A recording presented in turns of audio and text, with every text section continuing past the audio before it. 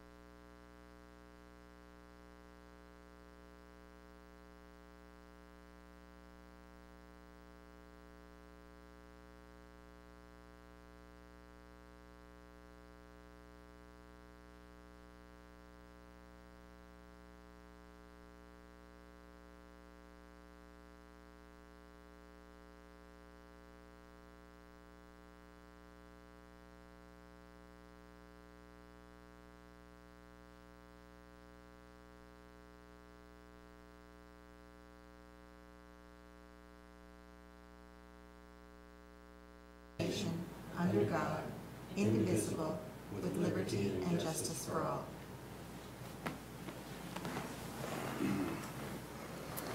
I'd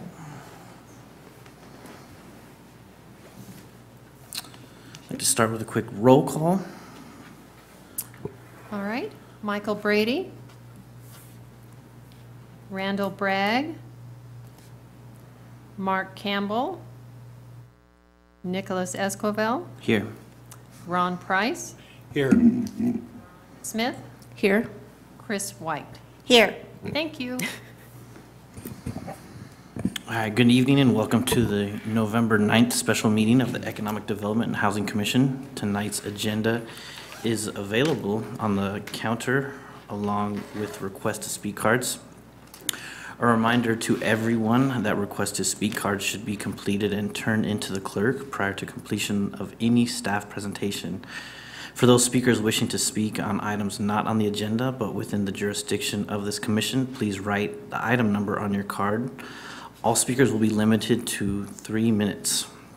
Please note that this meeting is being recorded and televised, so all speakers, in order to be recognized, must be called on by the chair and come forward to the microphone. Speaking in public may cause some individuals to be uncomfortable, so everyone is asked to be professional and respectful at all times. So moving forward, for the first item on the agenda, the general admission function.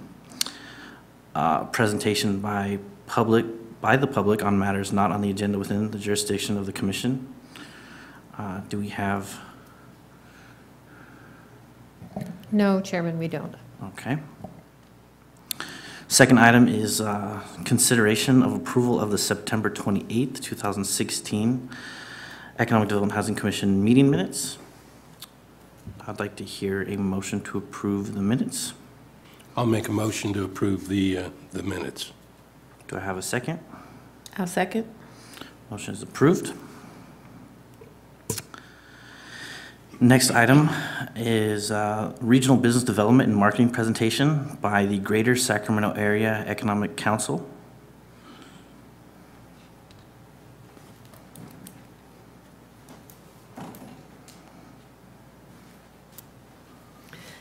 Good evening, Chairman Esquivel and members of the Commission. I'd like to introduce to you John Kruger, Executive Vice President with Greater Sacramento Area Economic Council.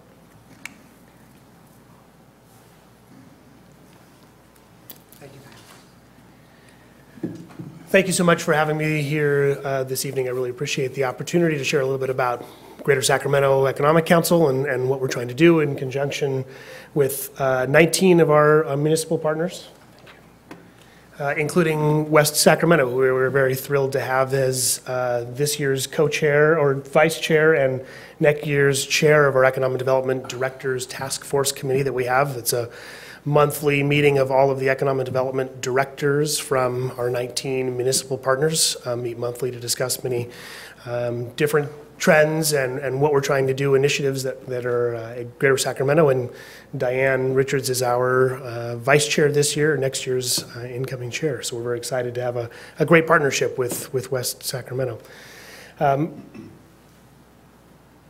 I do have a presentation that I have here this evening. As I mentioned, though, I would very much love to have more of a open dialogue if that is of interest. So please, at any point in time, shout out, raise your hand, do whatever you would like to do, and I'll kind of get through this. I think I have a total of about maybe 30 minutes to cover the presentation and then any kind of follow-up questions. Is that correct? Perfect. So you can please start throwing stuff at me if you'd like me to go faster or longer. But I wanted to cover a couple things this evening. I want to cover a little bit about the core initiatives of the company, the core mission of our organization, along with the structure of how this fits together. There are local economic development initiatives, regional economic development initiatives, statewide initiatives. So I'll cover kind of the role of those three and how they intertwine and work together in collaboration. I'll also talk a little bit about our organization and how we are driven, what we've done to create the organization, and how we work with clients. And in this regard, I mentioned clients as prospects, so we'll work a little bit with that piece as well. So we'll talk about that, as well as the value proposition that how we sell Greater Sacramento as a region, kind of the highlights of that, run through the performance of the organization so far, year to date, and then talk a little bit about West Sacramento and what we see as a collaboration, what I see as a unique selling point of West Sacramento. So we'll run through all of that, but at any point in time, please let me know if you have additional questions. So what I have here is the roles of economic development are very diverse, and I think that nationally, what is expected is to have this system that I call a series of umbrellas. The state covers obviously the entire state. And their role is really to set the strategic direction for the entire state, for statewide policy, taxation policy, business climate. We then work as a regional basis to look at how that state policy impacts us as a region. We make recommendations up to the state on changes, could be policy changes, taxation changes.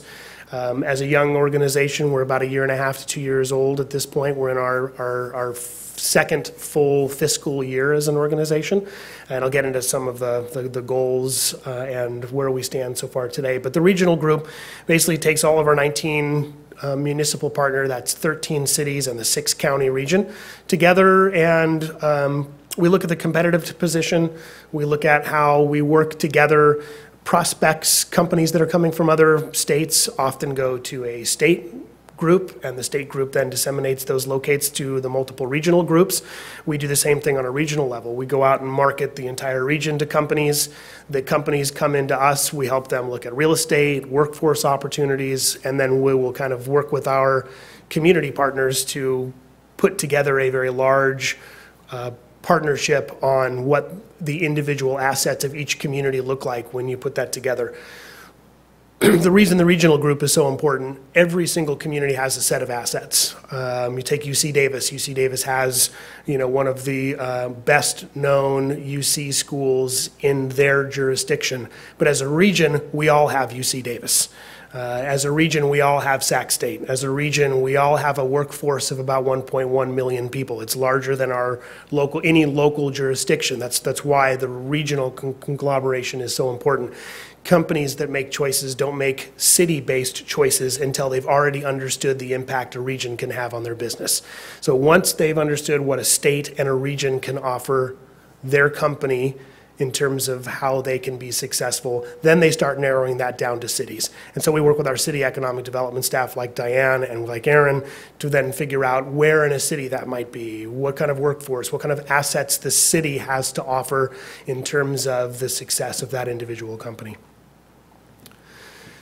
Greater Sacramento has kind of three driving forces. The first is the engine, which is the data and the analytics. We spend a lot of time, and just to kind of highlight how important that is to us as an organization, we started in one person in marketing, we had one person in business development, we had one senior executive, that's Barry Broom. We have a team of one person in kind of outreach and membership, and we had 4 full-time people in our research and strategy departments, because the research and the data is how you convince companies and how you convince the people like site selection consultants, real estate brokers, you convince them to look at the region and individual communities as the data and the analytics, to understand how many people you have in your market with bachelor's degrees or higher and how that compares, to understand what the tax regulation looks like and how that compares. That's the data and the analytics tools that we use in order to convince companies to start that conversation with us. Every community starts with how wonderful they are as a community, and that doesn't change anywhere in the United States, that every community believes they are the best city or town in the United States, bar none. But the data is the data. How they compare is the reason they start these conversations. And then you finish with how great of a community this is, how that city will benefit that company. So this data and the analytics, it moves itself into marketing and communications efforts. We've spent a lot of time, and I'll show you a little bit about this year's annual goals for our marketing communications team. But the marketing communication efforts is how you get that data out. You start with kind of collecting the data. How do we stand? Where do we stand as a region? Are we competitive? In what categories are we competitive? And then you spend the time and the effort on the marketing communication side to get that message outside of the market. Many of us have spent much of our career here, lives here. We understand the benefits of the community, but when you leave Greater Sacramento, most people don't understand the true benefits of the region. They don't know what's happening here as a community. They don't understand the development of West Sacramento. They don't understand the development of our urban core. That's what the marketing and communications efforts are so important for. You take the data, you create it, you find those numbers, you spend the time marketing them outside of the region so other people understand what you have to offer. And then the business development team is, one, to continue to take that message into other markets. We physically leave California, we go to, and we'll have a number of communities that we'll go to this year: Dallas, New York, Chicago. I've spent time in Indianapolis so far this year. We've gone back to Phoenix for national conventions and trade shows. So we take that message straight to clients and straight to a group of people that I call multipliers, that are a set of companies that major firms use for the analysis of a new site. So a company X will spend time with a Ernst & Young on the real estate side, an accounting firm on the tax analysis side. I'll meet with those firms in advance of a project to try to get them to understand the benefits of Sacramento. So we take the engine, the data, the marketing and communication, follow it up with business development.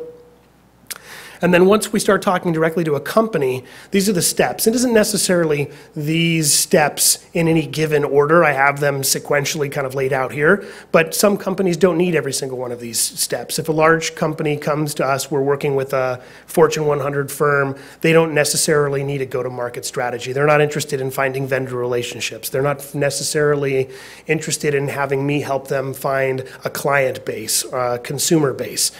They may want to understand the data and the analytics around how many consumers they can reach in a day's truck drive, how many aircraft departures you have at your airport for consumer connectivity. But those are numbers. It's not necessarily market connectivity. It's not a strategy like a large scale-up or a startup firm may have that's interested in how do I find a consumer base.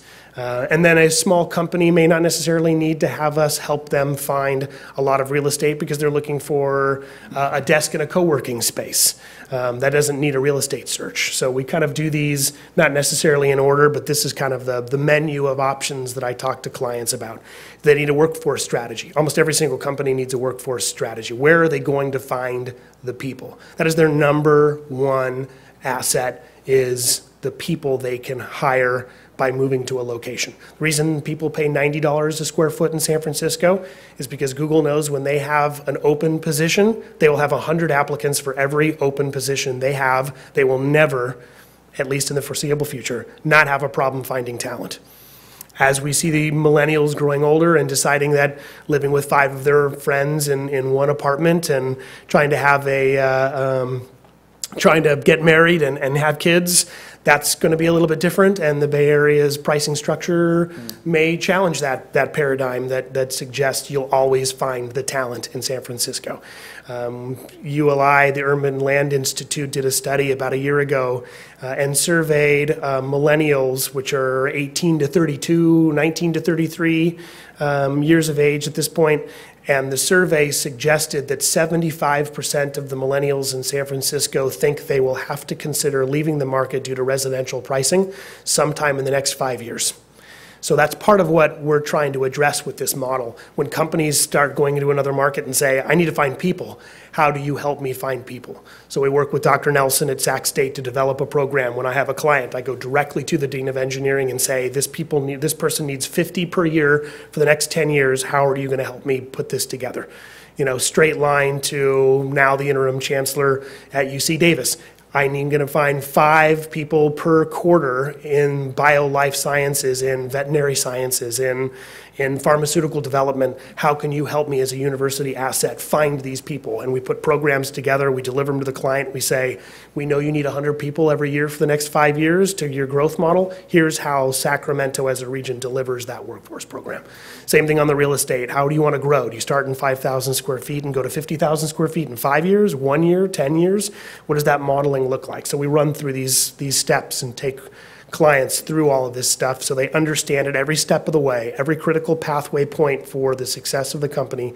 What does West Sacramento, what does the region of Sacramento offer that company in terms of its success?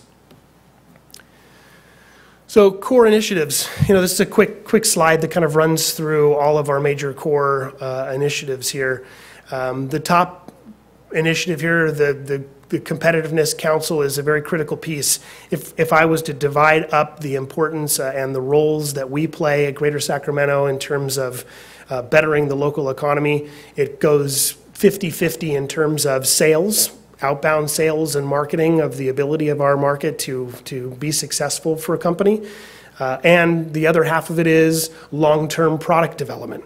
If I was a standard widget manufacturer, if I made a product, You can continue to spend more and more money on sales and reach a point where no additional dollar helps sales. You need to improve your product. There's somebody who is out improving your product if you don't improve your product. The same is said for regional economic development. As a community, if we don't continuously improve our economy, our offerings, our product, our widget, we will eventually get to the point where somebody is outperforming and out improving their widget above and beyond what we have to offer. At some point, California will face that. Sacramento was on the precipice of offering a product that people are overdeveloping and out-promising and out-delivering in other parts of this country than we are. So the competitiveness, where do we stand? How far apart are we? You know, do we know as a market where we compare against the top 25 metropolitan regions across the United States? Are we last? Are we first? That's a key component. And if we're last, what are we doing to improve that?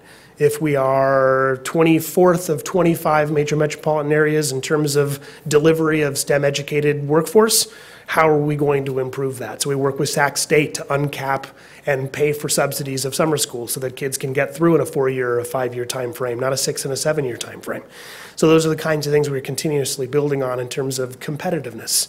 How are we competitive? How are we continuing to build our widget better? Because if we don't, other states, other cities, other regions, they are developing their communities, and at some point they will surpass our offerings. And then it's even harder to bring. We're more costly, and I don't have a better offering. You know, I need to have one advantage. So we continue to work with competitiveness, and that's our Competitiveness Council. We also have a similar council on food and ag technology. So the being where we are, where you can develop the science and get that implemented within 15 to 30 minutes of where the science is being developed. We're one of the best places in the world that can be accomplished, and I think that is one thing that the city of West Sacramento has thought about in terms of value-add food production is going to be a critical component of the success of long-term employment base here in West Sacramento. And I think that's because we have that ability to look at how do you develop the science and technology, how do you deploy it in the field, how do you deploy it in the food processing, how do you deploy it in a series of trucks. What do our trucks look like in the next 20 to 30 years? Are they going to be diesel trucks for the next 30 years on all of our roads? I don't think that technology is going to be sustainable. They're going to move to electric vehicles on large semi-trucks. So what are we going to do to bring that industry here? So it's a continuous role of food and innovation technology being deployed locally across from fields to the long-term logistics plays. You know, that brings us into the business attraction role, and I have a couple of slides on these last 4 pieces because they're a primary goal of the organization. The business development piece, one of the primary methods of outreach for business development is with national site selection consultants. That's a broad generalization of a group of people that are hired by companies to help evaluate multiple markets for a new facility. Large manufacturing firm says, I have a new product line I'm going to manufacture. I need help. Real estate brokerage firm, I need help. Accounting firm, law firm. You know, one of these things may be a critical component for us. Oftentimes now they're moving to being driven by the HR department. The Human Resources Department is going to have a lot of say in terms of where they're going to go because they're going to have to staff it. They're going to have to find the right people. So who does a staffing firm, who does a HR person go to help evaluate a market? So we go to those national site selection consultants, give them the data to arm them with what does Sacramento have to offer in these regards. And then our local broker partners. That's the other side of the coin. We have a national field of companies that companies go to ask these questions.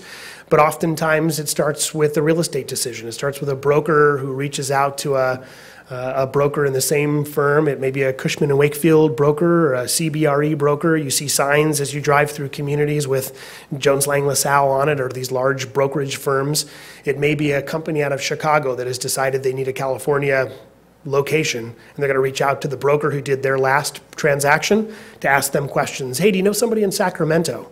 So the Jones Lang LaSalle broker picks up the phone, calls a friend of theirs that they go to, national brokerage conferences with and an annual basis and say, hey, you're in Sacramento. I got a company who's interested. What kind of real estate options do you have? And then they call us, they call Diane, your economic development team at West Sacramento, and say, hey, what kind of real estate? What kind of offerings do you have? And you can help me with these workforce questions. So we go out and we meet with local brokerage teams here so they understand not just the real estate component, because that's what their expertise lies in, but understand the rest of that, understand the workforce, understand what UC Davis is doing to fire people. So we do local brokerage outreach. And then the Bay Area strategy, I don't think is something new in Sacramento. I think Sacramento has always been seen, at least internally within Sacramento, as a spillover community for Bay Area when it gets, I've heard it called too frothy, when it gets too expensive and there's too many businesses out there and they can't find the right space. Or they can't find the right people. This has been a spillover community. But I think we're taking that and saying, hey, instead of waiting until it's just too expensive over there and someone happens to pick up the phone, I'm spending time with a campaign you may or may not have seen called California Jobs Matter. It is a significant issue in the state of California that California companies that create some of the largest employee counts in the United States as a whole no longer consider putting the majority of those new jobs in the state that they are born in or that they are successful in. If you look at the Fortune 500 companies that are headquartered here in California, they have the highest level of profitability than any other state that has Fortune 500 headquarters, but they still continuously say, I'm creating lots of jobs, and the jobs that are here I'm not going to take away, but I'm not going to put my next division. I'm not going to put my next product line here in the state of California. I'm going to go to Austin. I'm going to go to Salt Lake City. I'm going to go to Denver. I'm going to go to Phoenix. I'm going to go to New Mexico to make my product, to have my next division. So what we're working with in the Bay Area, along with the Bay Area Council, is this mega region idea that companies are in San Francisco that get to a point where they feel like they can no longer put people in San Francisco. We want them to consider other places in California. And of course, we think we have the best alternate to Bay Area locations here in West Sacramento and in Greater Sacramento region. So we spent a lot of time, and in fact, we've had a little over 400, 500 meetings in the last 9 months in the Bay Area alone, not to mention the national outreach, not to mention international outreach with trade missions and trade organizations in San Francisco. But those meetings are all about, once you get to the point, Mr. Salesforce, once you get to the point, Mr. Google, once you get to the point, Mr. LinkedIn, what are you going to do with those people besides immediately decide North Carolina is a better location? Consider putting Sacramento on that list and have me help you understand what I have as a region. So that's what we do with that Bay Area strategy. And a lot of that also has to deliver this market intelligence piece. None of this is possible. I said the data and analytics. There's all sorts of numbers that we can buy. I can buy data sets. But what I can't have is an intimate understanding of my own market without spending time in the market to see what are the critical paths that companies that are already here are taking to grow. How are they using UC Davis for new intellectual property development? How are they using Sac State for engineering talent or workforce talent? How do they work with Chico, for that matter, or UOP? Within 90 minutes of downtown Sacramento, there are 308,000 students enrolled annually in higher education institutions. If we only graduate 5%, we're talking about 15,000 people graduating annually that are dying for a place to go to work. And I want that place to be here, and I want to know how companies are already tapping into that workforce so that I can augment those capabilities. If they're not reaching into Stanford, Stanford kids don't want to come out. Yes, they do. They do, because Stanford kids realize that their alternative is a 4,000 to 5,000 single bedroom apartment with 5 buddies, or a $1,500 monthly income with a 1-bedroom great apartment here in Sacramento with a urban core that looks like we're adding soccer, that's out of the arena, that has Rayleigh's Field, that has their streetcar connectivity, has light rail connectivity. That's the piece that we're doing with our market intelligence. Then the rest of this is, how do we get it out? How do we move this from just something we understand to how do we get the rest of the world to understand? We have a major social media campaign. We have an earned media campaign, which means it is much more effective for a writer from CNN or a writer from the Wall Street Journal to write the story about what we have happening here in Sacramento, and then I send that article to somebody as a corporate real estate executive in Google or LinkedIn or one of those companies. than it does if I just say the same exact thing. So we spend a lot of time internally reaching out to journalists that cover California for the Wall Street Journal, for the Chicago Times, for the Boston Herald, and we get them to write articles about what's happening in Sacramento. When we moved a company from New York that was considering Austin, and Austin didn't deliver a good enough package in a quick enough time frame for this company, they chose a manufacturing facility here in the region to build their new advanced materials product. That went straight to New York because this is a straight shot across the bow for the Startup New York campaign. This is a straight shot across the bow for the Austin campaign. It was picked up in different markets that Sacramento was able to lure a startup technology out of New York to Sacramento. We then used that article and those placements in our conversations in the Bay Area, in our conversations in New York, in our conversations in Chicago. I didn't say it. You can trust somebody else. So we spent a lot of time trying to get other journalists to write stories about what's happening here in Sacramento. And then we have owned media, our website, marketing materials. We're on our third now. It says 2.0, but we've really launched almost 3.0 now. So we have our third launch of our website. That really is that showcase of everything we've talked about today. Talks about the Bay Area strategy, talks about the rest of what we're trying to cover in a very succinct business manner. When site selection consultants or clients want to go to a website, they want to see something in 1 or 2 clicks. They want to make it really easy. They want to make it dynamic and interesting. So we've done that with our website as well as our marketing materials. Any questions so far? I know I'm kind of plowing through a lot of material, but... Commissioners, have a question? Well, I was curious, just real quick. So what are some of the categories that do make our region competitive? Earlier on in your slide, you said you discussed categories that make us competitive. Yeah. Can you list some So of those? this piece right here, this is kind of the core of what we're saying right now, and this is what many places don't have the ability to offer all 3 of these things. So we have on the slide here what is talent, what is connectivity, connection, and affordability. There are a lot of places in California and the United States that offer 2 of these things, 1 of these things for sure, but not all 3 in the same place. Sacramento definitely has the only place in California that has the connectivity to the Bay Area, one of the most innovative markets in the world, more intellectual property being developed there than any other place in the world, more jobs being created out of there, more businesses, more profit being created. So the ability for Sacramento to offer a connection to that is vital. Companies that are coming here want to know, can I get venture capital? Can I talk to the finance arms that are in San Francisco? Can I talk to the Stanford Research Park? Can I talk to the scientists at Berkeley? Can I talk to, and the answer here is yes. We have a Amtrak California, the Capital Corridor connectivity is the 2nd busiest Amtrak corridor in the state of California, and the 4th busiest in the United States alone. So yes, we have a lot of connectivity into the market. You can drive there in an hour and a half, you can take light rail, so we offer the best connectivity. But there are other markets that offer connectivity. You can be in, Modesto is often considered a connected market to the Bay Area. It's where a lot of workforce for the Bay Area comes from, but they make a heck of a lot of drive. It's connected and it's affordable, but it doesn't have the depth of talent. It doesn't have the 308,000 enrolled students. It doesn't have the workforce. It doesn't have 1.2 million workforce population as a metropolitan area. So it offers 2 of those things. It offers an affordability, that's why people are living there, and it offers a connectivity to the Bay Area, but it doesn't offer all 3. It doesn't talent, affordable, and connectivity. So there's markets that are expensive. Take the East Bay, take San Ramon or Walnut Creek or Pleasant Hill. It has the connectivity and it has maybe some of the talent base, but it certainly doesn't have the affordability.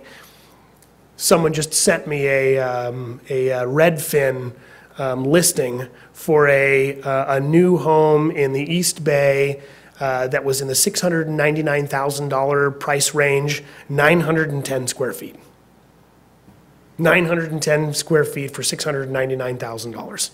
So it offers talent and it offers connectivity, but it doesn't have the affordability. So we spend a lot of time going time, cost, and talent, or talent, affordability, and connectivity. So in those cases, and I've mentioned a lot of different amenities, we have the workforce amenities, we have a cost amenity. So these are the three buckets that we talk about in terms of what makes Sacramento a great place for companies to consider, is the fact that we're the only place in California that offers all three of these: connectivity, talent, and affordability. You mentioned STEM along with Sac State. Sure. Are you looking for blue-collar manufacturing type jobs or manufacturing companies to move into the Sacramento area? Absolutely. Yeah, absolutely. And, you know, the reason that we bring up STEM, even and especially when we're considering talking about manufacturing, is because they can go almost anywhere in the United States and just put a manufacturing facility. They can get talent. You're looking to manufacture any widget, I mean, a plastic component. You can put that almost anywhere in the United States and find 100, 200, 300, 400 employees. But what you can't find necessarily in the same place is the STEM-educated quality control, the STEM-educated. More and more of those facilities are moving towards having a 10 to 15% of the workforce being STEM-educated, having degrees, bachelor's or higher, because of the quality control, because of the way the manufacturing equipment is being run now, demands that higher level of educated workforce to make sure that the whole operation is working, as well as being able to find 200, 300, 400 non-educated or high school educated, maybe some trade school experience, or just manufacturing experience. And we have all of those. And that again is that magic point that we have to offer. Companies come to us and they say, well, I'm really looking for 1,000 people. Well, we just worked with a company that's in Elk Grove to add 1,500, and they want to add another 2,000, and they didn't want a single one of them to have anything above a high school degree. Most of what they're talking about doing is bench work on the manufacturing side. So that was a large project that needed it. But the critical piece for them was, can we help them find 50 engineers that help develop the process that the manufacturing staff are all utilizing on a bench? So you have to be able to do both of those. If they can find a mass number of employees, great. They can do that just about anywhere in the United States, but they can't find a mass number and have the highly educated piece at the front end designing the process, where we can do both of those, which is what sets us apart as a region. And absolutely, because it's the diversification of our economy that is so important, that we spend so much time doing. That means working with large logistic firms, that means working with manufacturers. It also means working with early stage manufacturers, so they go from 10 to 15 in a very small space, designing a brand new component, a brand new widget, to 10 years from now, 15 years from now, they have 5 million orders per year that go on the shelves at Walmart. That's the idea. Okay, thank you. Yeah, absolutely. Thank you.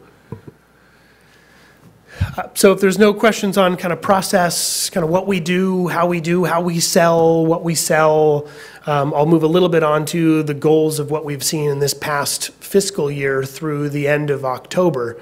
So through the end of October, we're at about 160% of goal for our prospect activity, which is great, because what that means is we're saying the right message. You know, that connectivity, value, talent, affordability is the right thing, because we have a lot of companies that we're talking to. Right now, we have 2 companies that we've worked with so far this fiscal year.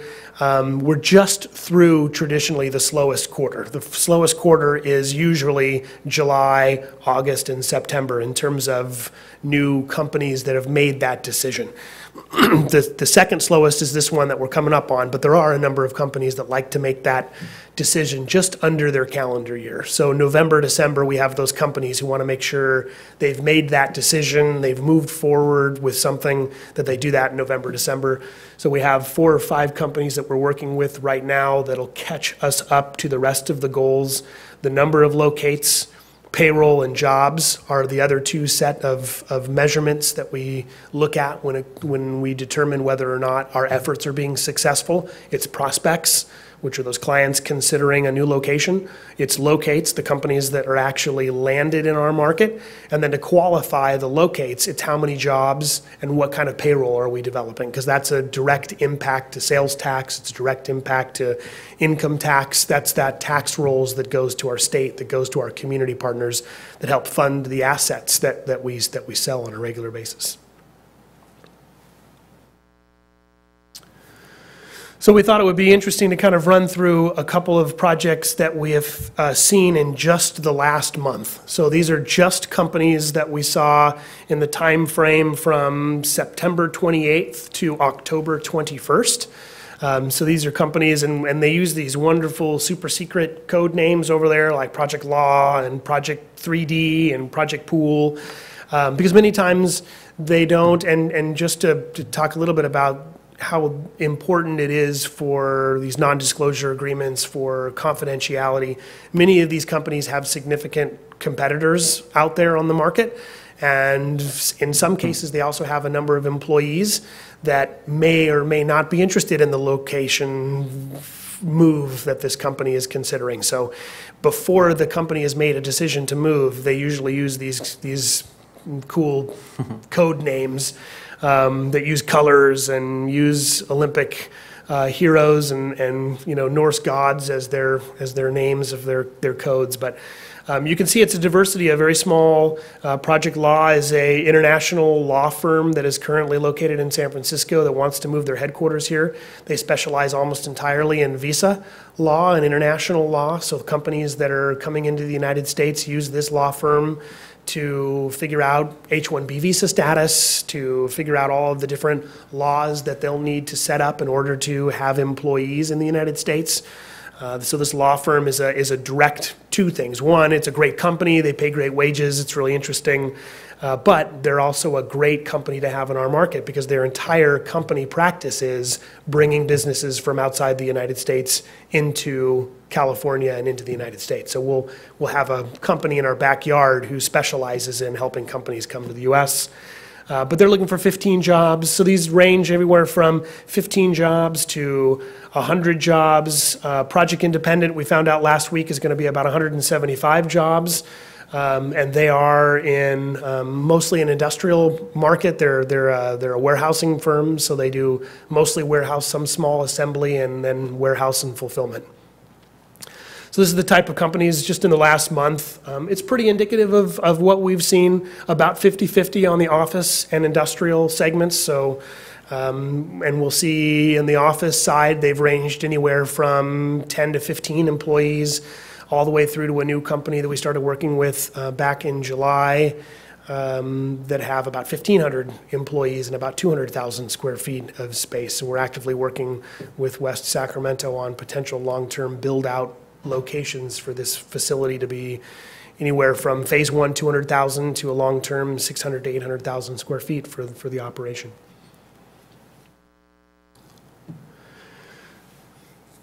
Wanted to spend a little bit of time on a couple of the companies that we've worked with to bring to Sacramento for a couple of reasons. One, show the diversity of what we're working with. This is ANPAC is a Asian oncology company.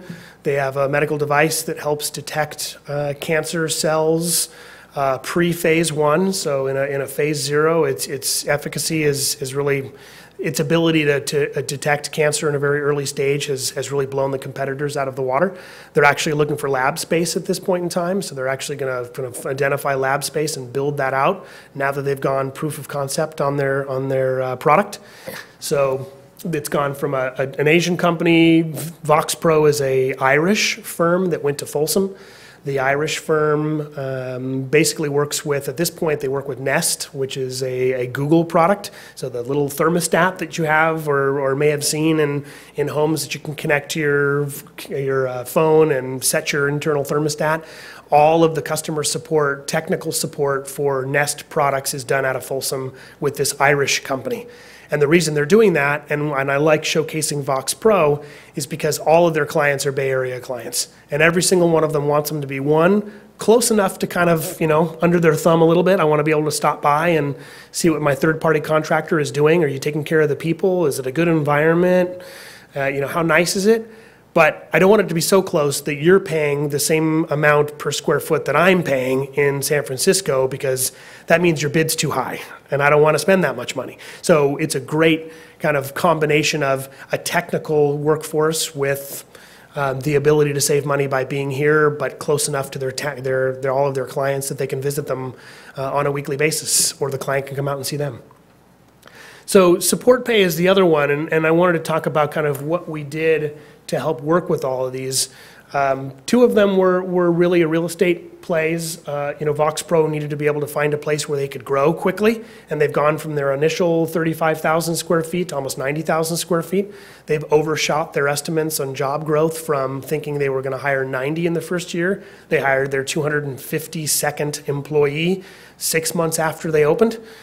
So that just goes to show, and it's the fastest ramp up any Google vendor has ever had in the history of Google support. So those are the kinds of things that you work with companies like that. My next marketing material says, Greater Sacramento, home to the best employee ramp up of a Google support product in the history of Google. That's the kind of tidbit that you have, and why you work so hard to get these companies. But Support Pay, they're a new company. It's a female CEO-led organization that is being funded by, in part, Tim Draper and Mark Benioff. Mark Benioff is the CEO of Salesforce. So when we can start to say as a region, these venture capital backers have said, Sacramento region is the right place for me to put these companies. That is not only the companies saying we like Sacramento, but all of their venture capital partners saying they like Sacramento as a location. So we spent a lot of time with them, and some of the things that were done to attract these companies. One of them had $100,000 from an innovation fund from Sacramento. So Sacramento had an innovation fund that allows them to invest in these and give grants in these startup companies. Because once Support Pay gets to 300, 500, 1,000 employees, which is projected to be over the next couple of years, the ability for Sacramento and for California to compete to win that project, should this company decide to locate someplace else, gets harder and harder for us to do. But for us to find a $50,000 grant to help them cover the cost of relocating 5 of their employees from the Bay Area, or I'm working with a company from Los Angeles right now that's looking for the same thing. I have 5 key sales and product development people who I need to move to Sacramento for me to be successful, and this fund allows me to do that. So it's everything from grant funds, it's everything from the deferral of fees.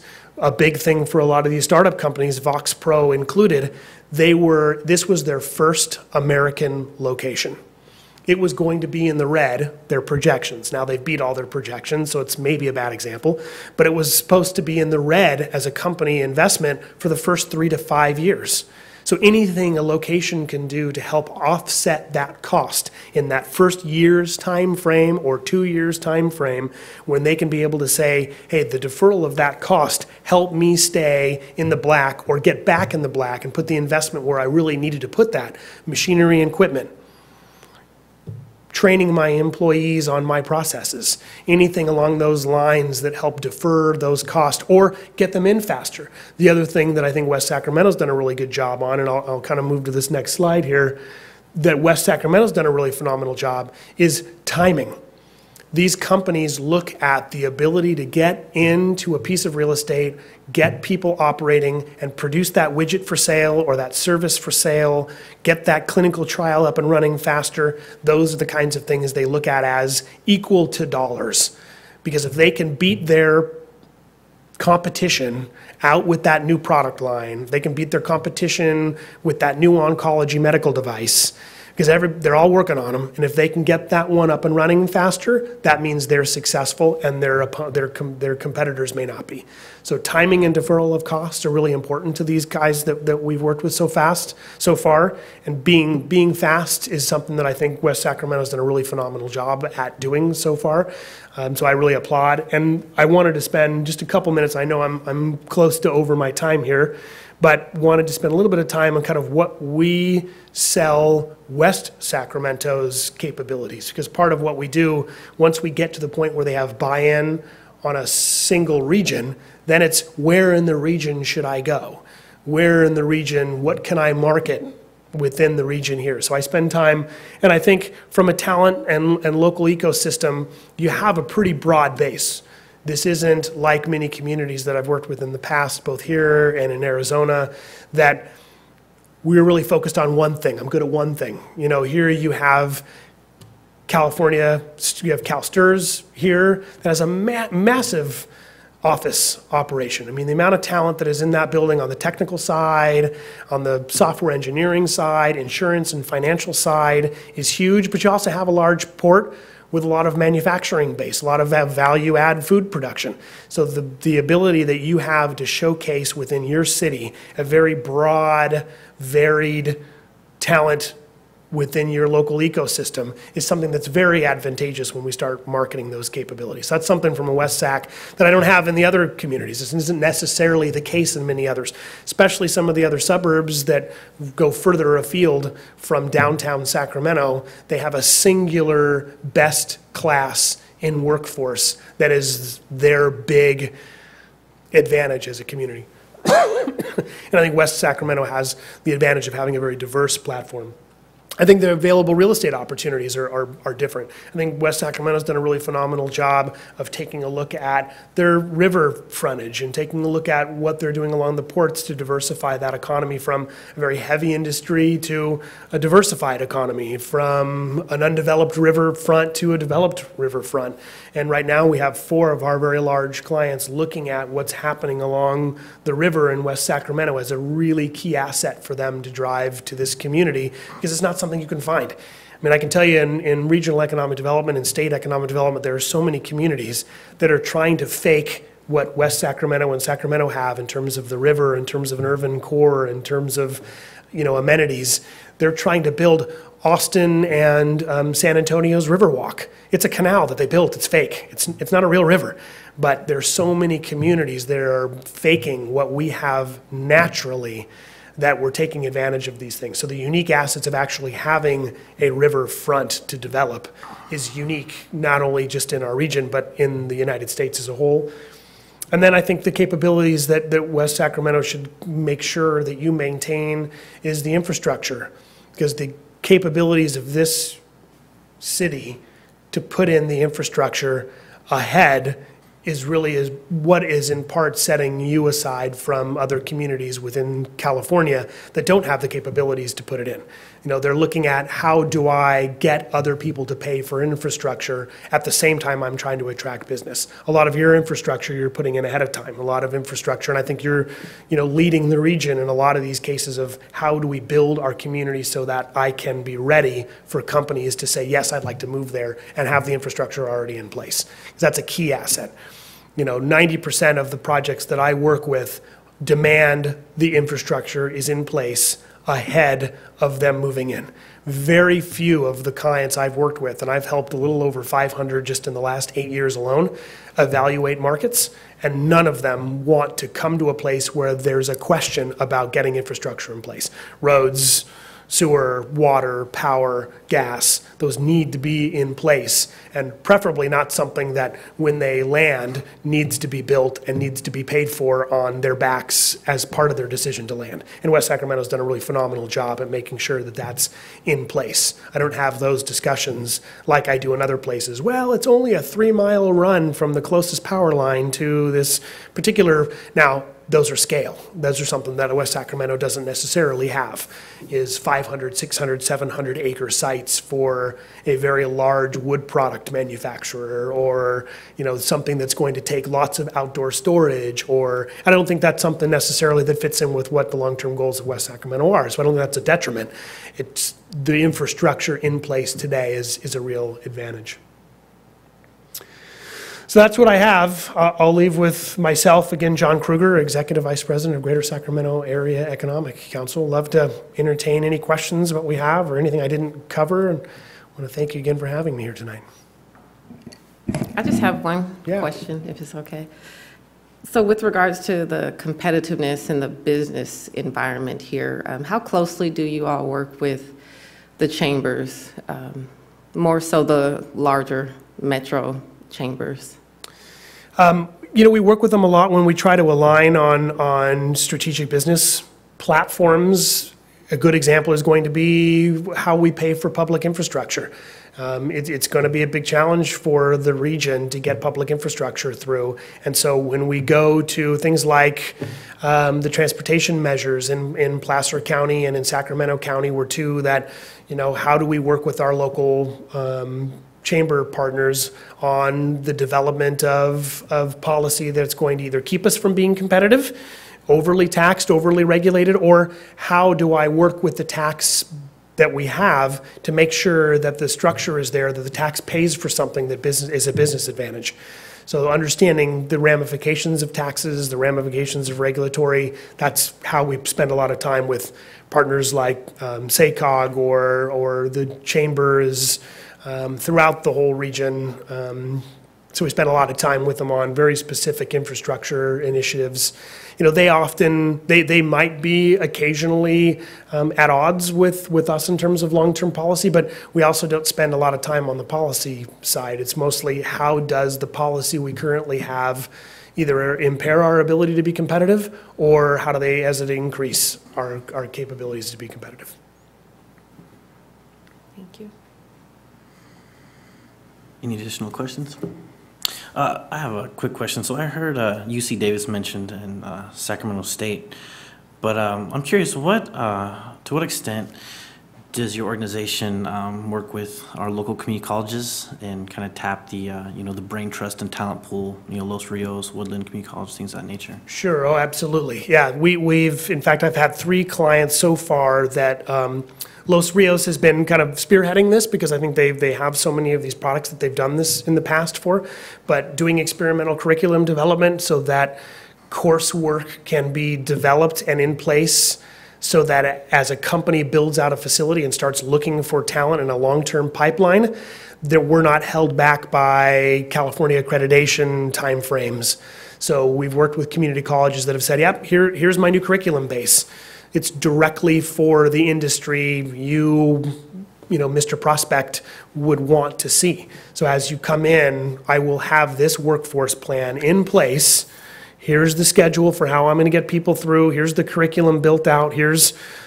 I will put this together as soon as you say you're going to choose this market to move to from Tennessee, Texas, Chicago, New York. And that's what they need to see. So they've been extremely instrumental in the development of the long-term pipeline. I've talked a lot about, you're right, that goes along with the other question earlier about, are we working with the companies that need a diversity of that workforce base? Or is it just that high-end, got to have a college degree type of companies? Or is it everything? And the answer is they often focus on these, but they also focus on the long-term growth rate of a company that has 2,000 employees in one facility is not going to be that 25% that is developing those manufacturing processes that have degrees or advanced degrees.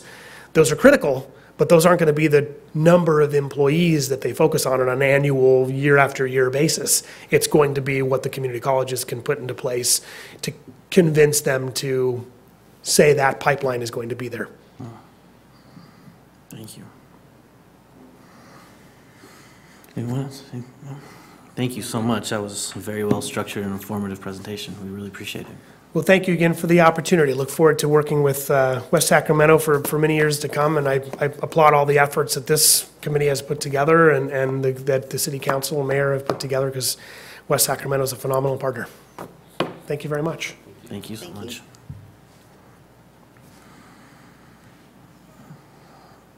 All right, moving to the regular agenda item number 5, we have an overview of West Sacramento Business Attraction and Retention Program.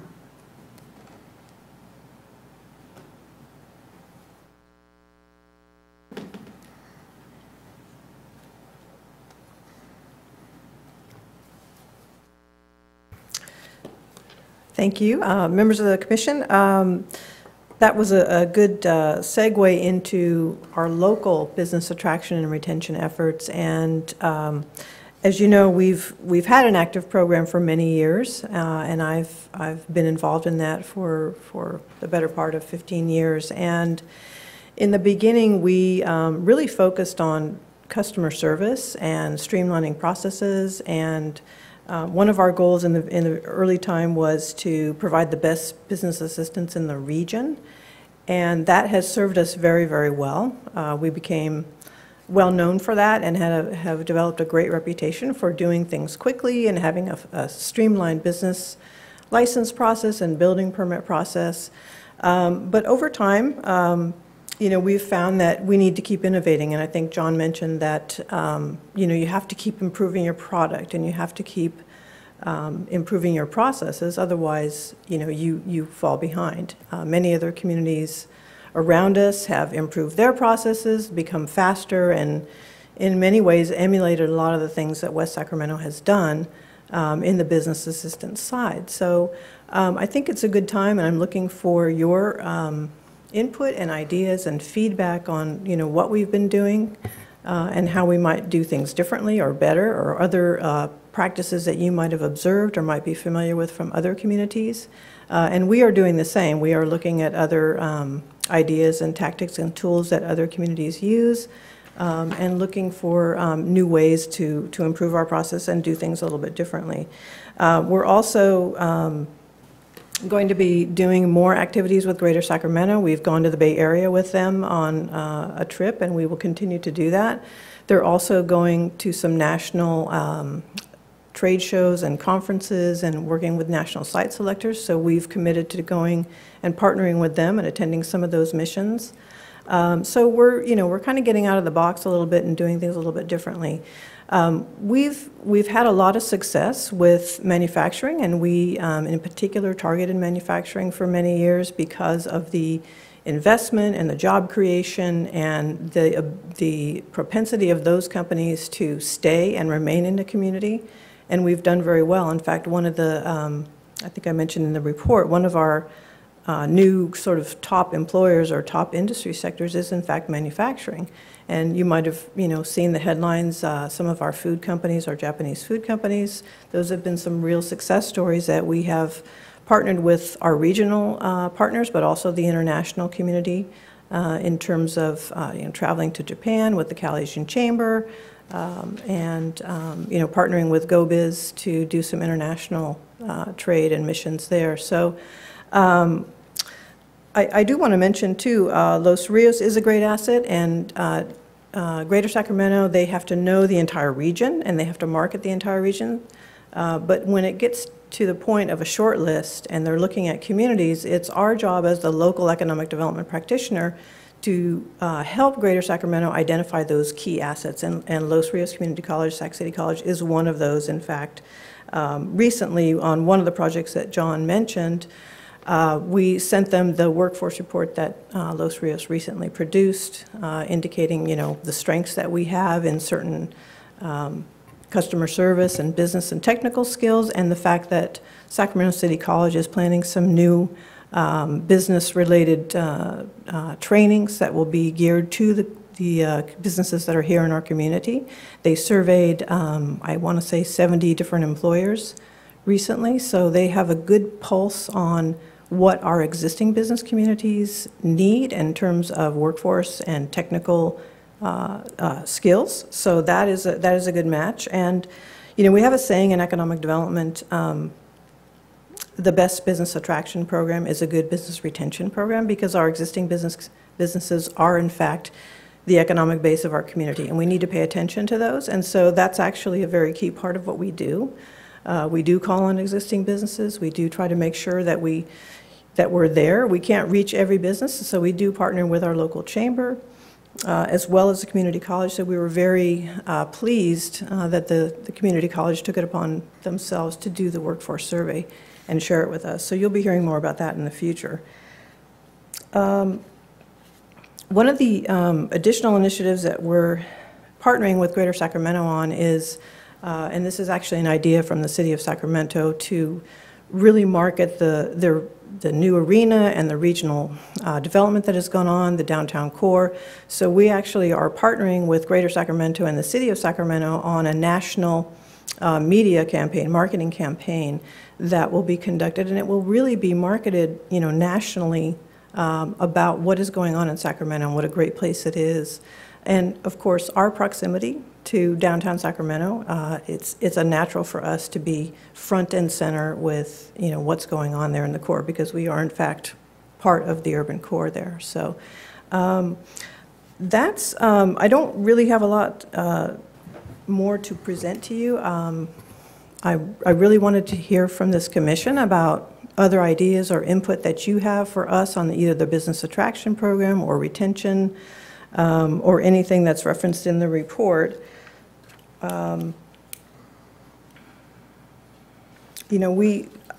are getting a lot of inquiries now because of all the great things that are going on the riverfront and in the new developing areas. So we're getting a lot of inquiries and trying to match those up with businesses that might be expanding. And then lastly, just on the incentive piece, we talked about business assistance and how that has served us well, but we're looking for new tactics and tools that we might use. In the past, we've used a business loan program that was fairly successful. It had limited range, but United Bakery was one company, for example, that came to us as a very young company. When they located here, it's got to be, 10 or 12 years ago. It was a very small bakery company. And we assisted them and made the process easy, helped them get established and get in. And now they're expanding for the third time and have bought a new building and are ready to move on. They received a business loan, and Ms. Collis was our loan officer at the time and assisted them with going through the loan process, and they created a lot of new jobs, and they will continue to do that. So these existing businesses are a great source of new business activity, suppliers and supply chains. We're doing the same thing with some of the Japanese companies now. We're getting companies that supply them or companies that they know, and we're actually working with one of the companies that's another Japanese manufacturer. So they have lease space, and they'll be announced at some point here in the future, and we're working with Greater Sacramento on that company as well. So, but we can't actually announce that company yet because they're not quite ready. But so the business loan program, and sewer credits, that's a nice thing to have in terms of the costs that businesses incur when they locate. John mentioned impact fees, development fees. That's a huge cost. That's a huge part of what is different about California, because many other states don't have a similar tax structure. And so we have this impact fee which really helps to offset some of the property tax issues, but a lot of the other states don't have that. So it's been a challenge for Greater Sacramento to locate some of these really large projects because of the impact fees. And so some of the areas where we have development agreements and they have reduced fees, we've marketed that a lot. Southport Business Park is a classic example. So those are some of the things that we're hoping to work on this next year. New tactics and tools, some new marketing initiatives that we're doing with our partners at Greater Sacramento, as well as partnering more with the chamber to do business retention, because there are, about 2,000 businesses in the city, and we have a limited staff. So we do call on businesses every year, every month. But we're looking to partner more with the chamber as well as Greater Sacramento to reach out to our existing business community. So with that, I would conclude, and I'm happy to entertain any questions or any comments or suggestions or ideas that this commission may have for our economic program. Commissioners, do you have any questions or comments? Just one question. The Port of West Sacramento and bringing cruise ships in for additional hotel rooms for arena events. Is that really feasible? I'm going to defer to our director, Aaron Laurel, on that, because I think, that's kind of more in his bailiwick. Yeah, so Can you please, Aaron? sure. I'm assuming you're referring to the news article that came out regarding the Kings' interest in Correct. hosting the All-Star game. Yeah, I mean, our initial look at that option, looking at the depth of the channel, the height of the cruise ship, and all the things that would be required to accommodate that at the port. Our initial analysis would show that there aren't any major barriers to at least having that option. So I wouldn't go so far as to say that is a strategy that we plan to make a regular thing around here, but it is a way that we can offer to help land what would be a really big win for the region to host the All-Star game here. And I hopefully don't need to go into detail about why it is, but it's about the number of hotel rooms. So, Yeah. so we're just trying to be helpful to the Kings' effort, and we at least have that option at the port. So. And it's a viable opportunity for the city. Yeah, we think it would be economic. it would be an interesting thing to have in West Sacramento during that time. We'd obviously have people that would be staying here that otherwise wouldn't have that space in West Sacramento. But we also we are part of that pool of hotel rooms, and we have some mid-range hotels like the Hampton Inn and the other ones in town that would contribute to that number as well. Thank you. Diane, I have a couple of questions for you, just when you sat down. Two very unrelated questions. The first is, how are you working with the commercial landlords in town? Because I mentioned that because I've talked to a few businesses in the last few weeks that feel like they're being pushed around by their landlords. And one is thinking about leaving West Sacramento because of it. Interesting. Yeah, they're over in the formerly known as Big R Center. You know, the Goodwill? Oh, okay, in the Country West Shopping Yes, Center? yes. Okay, yeah. We want to know about those things. We can't be everywhere, and we can't work with every landlord, but we actually do, and that's, let me step back, that's actually we respond to calls. And we make inquiries on our own directly to existing businesses, but we can't be everywhere, and we don't hear everything, and many businesses don't know we're there.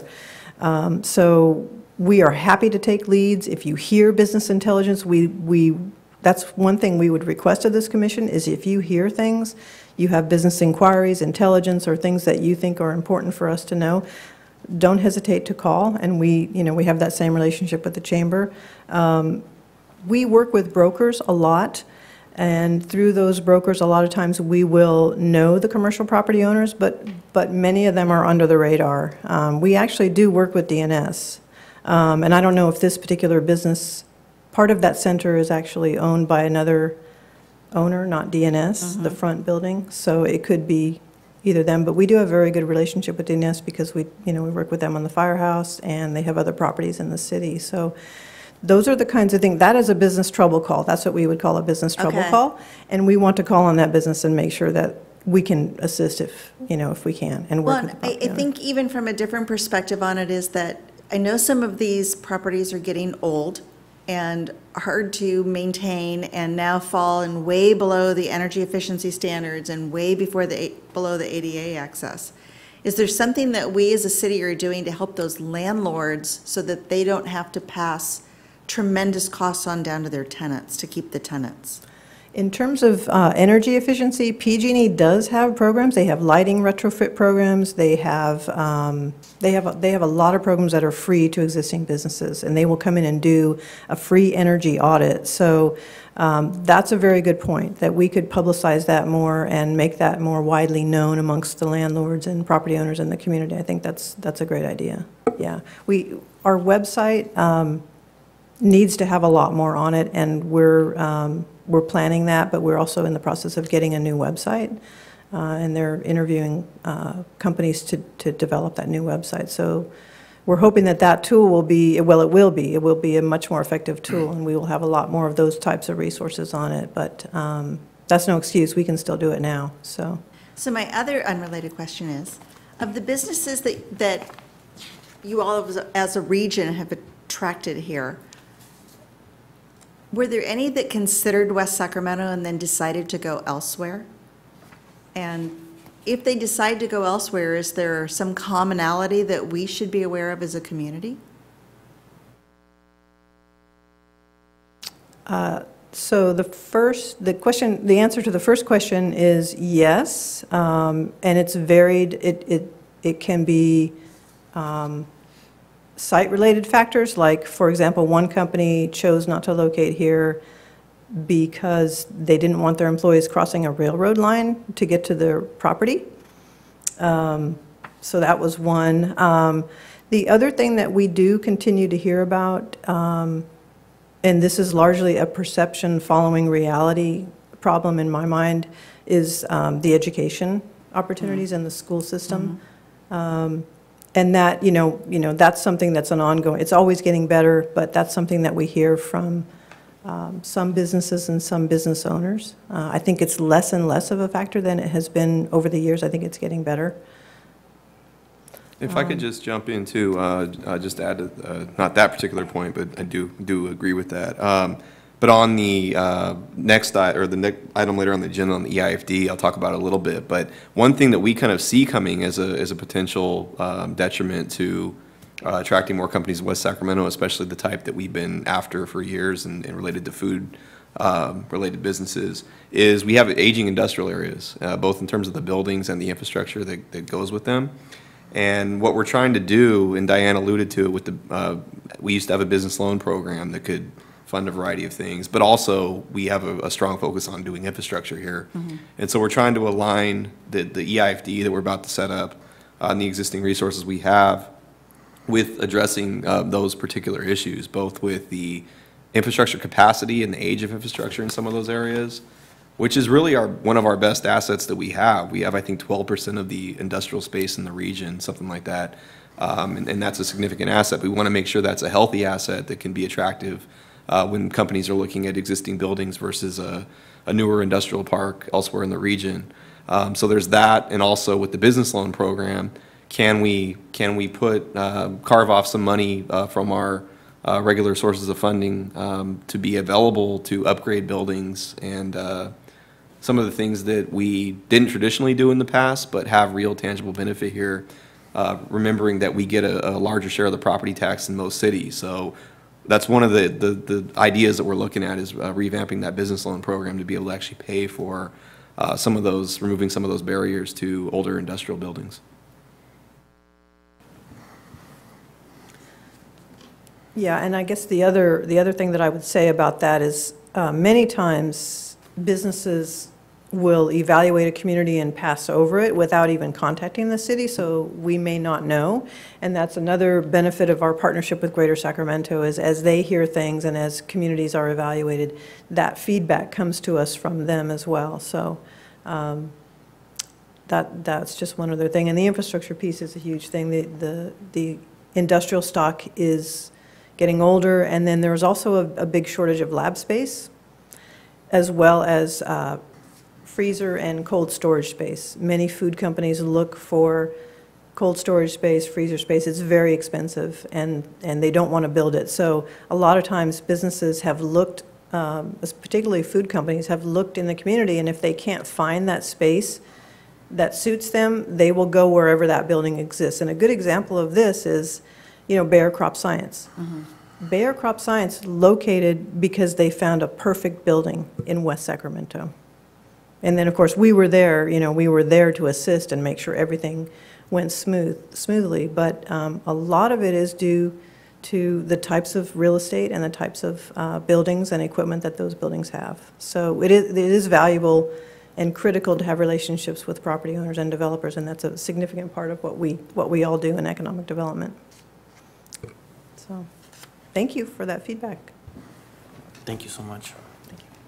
If I could just chime in one more time, I did want to recognize Diane and the program that we have here. It's been, she said, I think 15 years in the making, and we do have that reputation that precedes itself. And I think currently with the new era we have with the partnership with Greater Sacramento, the work that John talked about is really unprecedented in the recent history of Sacramento in terms of the profile that they're creating.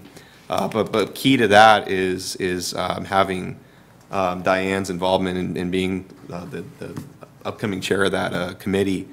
Just want you to know that I think we're in really good shape in terms of having a position in the region to be competitive, and what we try to do on our overall economic development and housing program is to make sure that we're addressing all the things like infrastructure, real estate, housing stock to make us most competitive. But we're well represented. I think we have a great partnership going, and we'll continue to do updates to this commission on the progress in terms of our business recruitment activity. So thanks. Thank you. Moving back to item number 4 on the agenda, we have a presentation regarding the city's microenterprise technical assistance and microenterprise grant programs.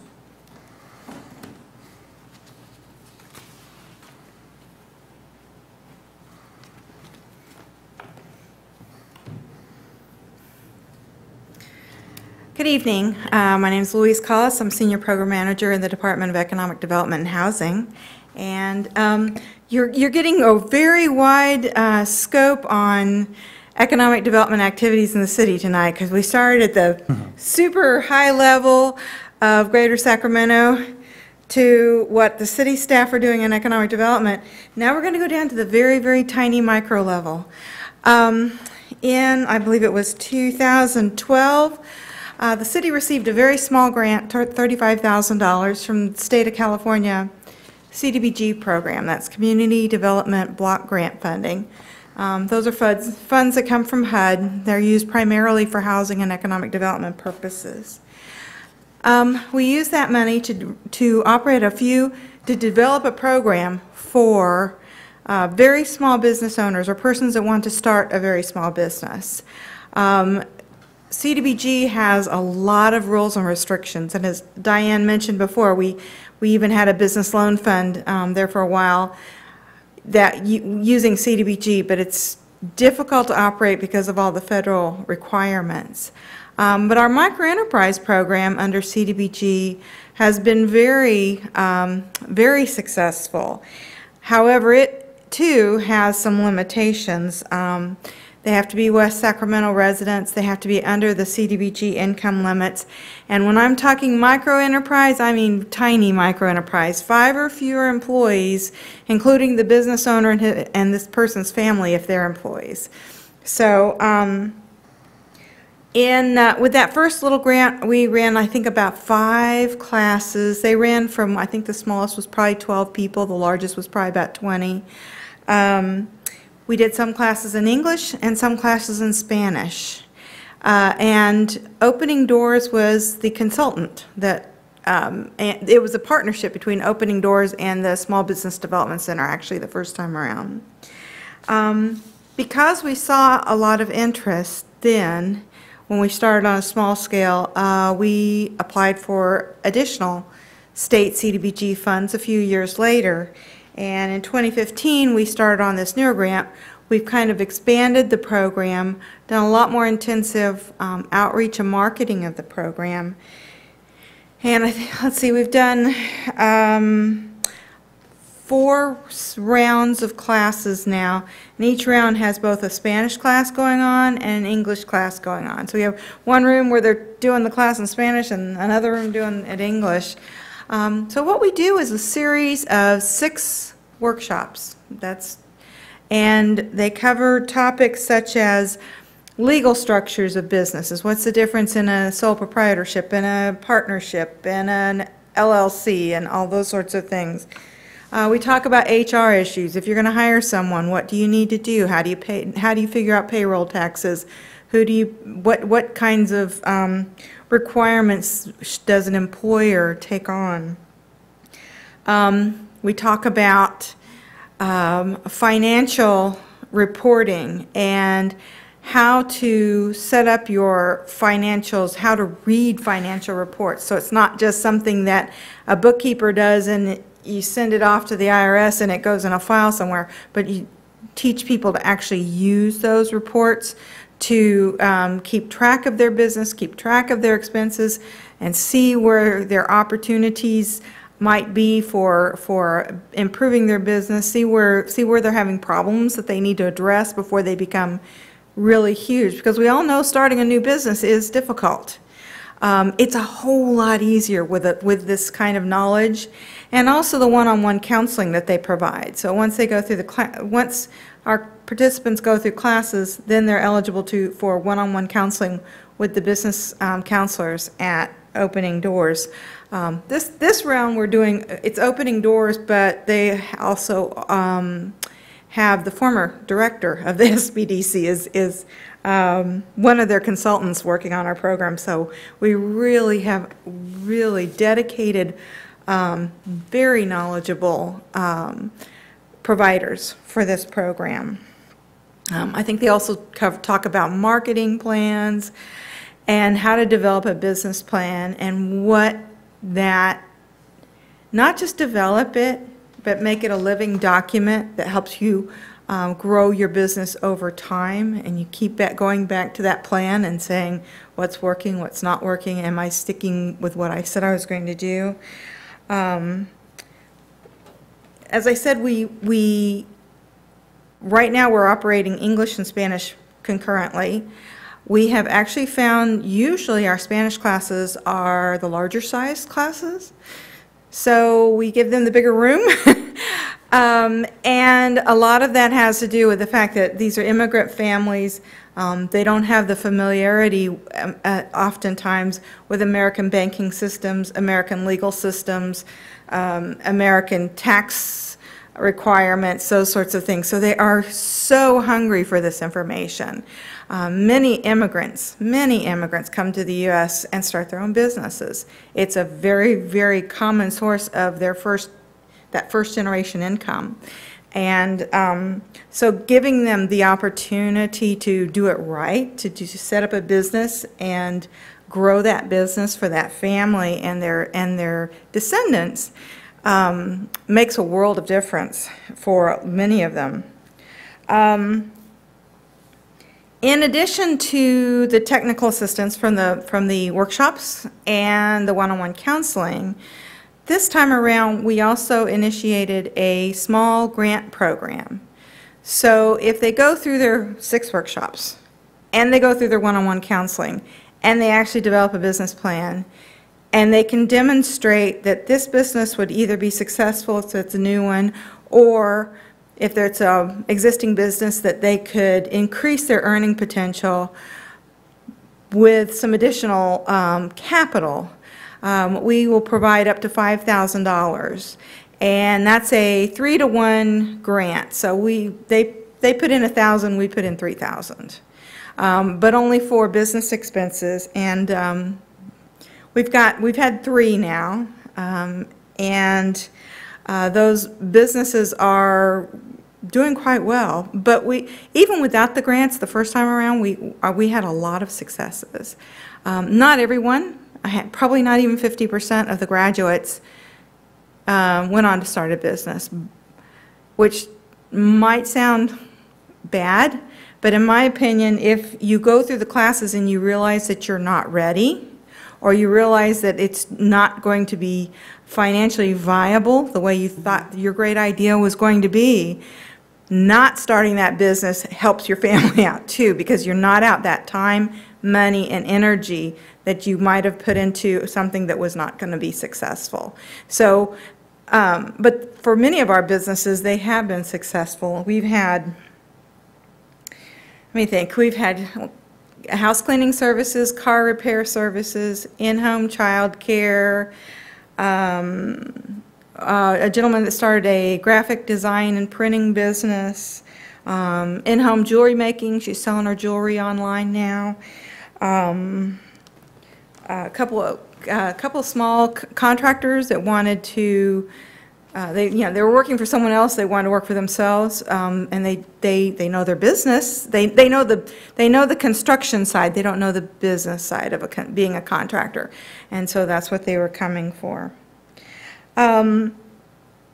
So this grant that we have that's operating this program now will expire a year from now.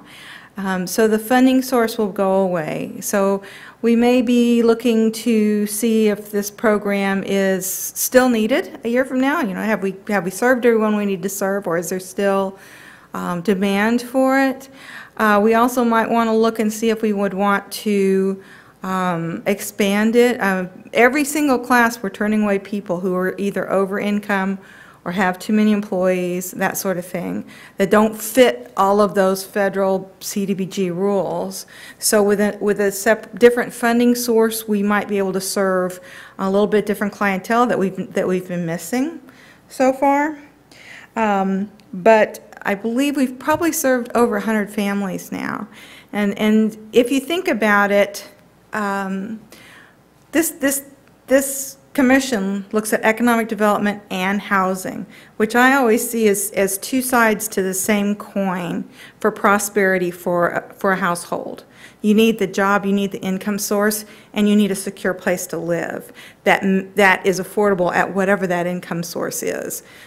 So if we are raising the earning potential for these low-income families, the housing piece starts getting a little easier. They can afford a little bit better home, or their housing, it becomes more secure because it's not eating up quite so much, as large a percentage of their income.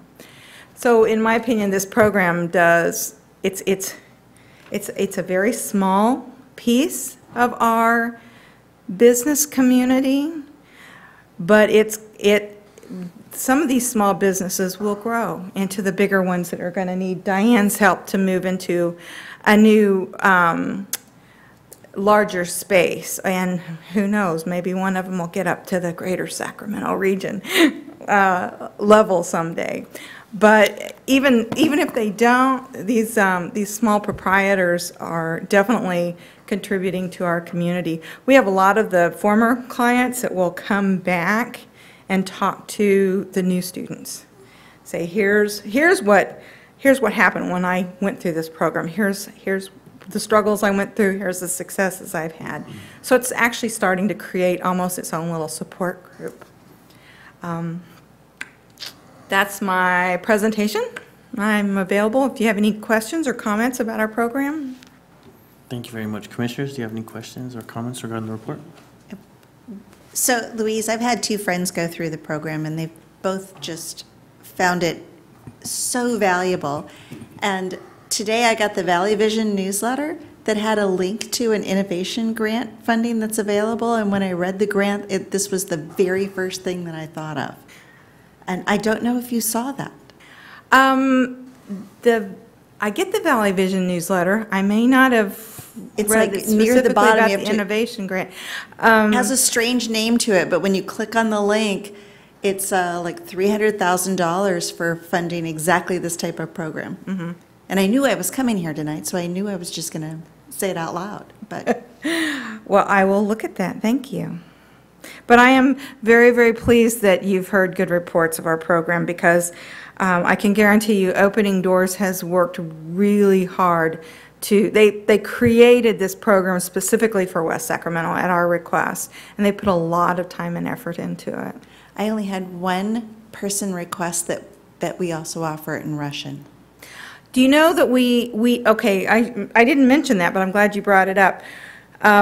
We've had a hard time recruiting people for a class in Russian. It's not really enough demand, but they do have Russian language counselors. So if someone can't go to a class, or we don't have the class that works for them, they can go directly to Opening Doors and go through training directly one-on-one and work on their business plan that way. And we have had several Russian-speaking clients that have done that, and I think one in Farsi. When they managed to pull in someone that was fluent in Farsi. So Opening Doors is very committed to customizing this to the needs of any low-income resident of West Sacramento. Before they started working with us, their main focus is on immigrant families. They do a lot of programs in Sacramento, but they focus, and with an immigrant focus. And then they started getting into economic development. They're an SBDC micro-enterprise lender. Mm-hmm. So if folks go through our program and, the grant, maybe they'll get a grant from us, and maybe that'll get them to the point where they're ready to move up. And if they need a small loan, I think SBDC micro loans are usually around 50,000. You know, they are actually in a lender too.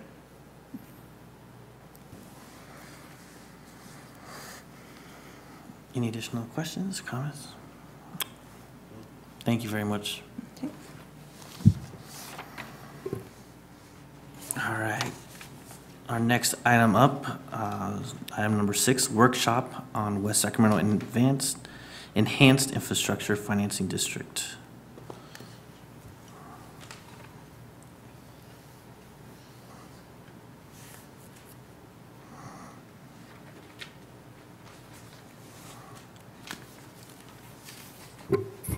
All right, thank you, Commissioners. I'm going to present from the podium. I really don't like sitting over there and making presentations. So this item is something you've heard me talk about since you've been on the commission, and for Chris, you've heard me talk about it since 2011. And this all goes back to, there's some background in your report about the city's use of redevelopment when we had a redevelopment agency, the impact of what it had on the community in terms of the tool of tax increment financing to do infrastructure and other economic development activities. And that was true throughout California, but I think in West Sacramento, the results on the ground are more profound than anywhere else in the state, arguably, with the transformation of our riverfront and what we've been able to accomplish with the tool of tax increment back when it was under the redevelopment agency. So it's been almost 5 years since the fateful Supreme Court decision that dissolved redevelopment agencies once and for all. And we've come a long way to rebuilding our tools. We have new real estate tools. We have other things, some of the items that we're talked about tonight in terms of helping our business recruitment program. But the key to that is the funding. And it's not just the annual funding, but it's the ability to finance improvements over the long term. And that's what tax increment allows you to do. And that's what this workshop is all about. So the EIFD, I'll get into the details on that. But we did this sort of out of order, and I apologize for that, just the way the commission schedule worked. We actually did a council workshop on October 19th and got feedback on all these issues. But it's not too late for commissioners to ask questions and give feedback. We can certainly incorporate that in the formation process of this new district.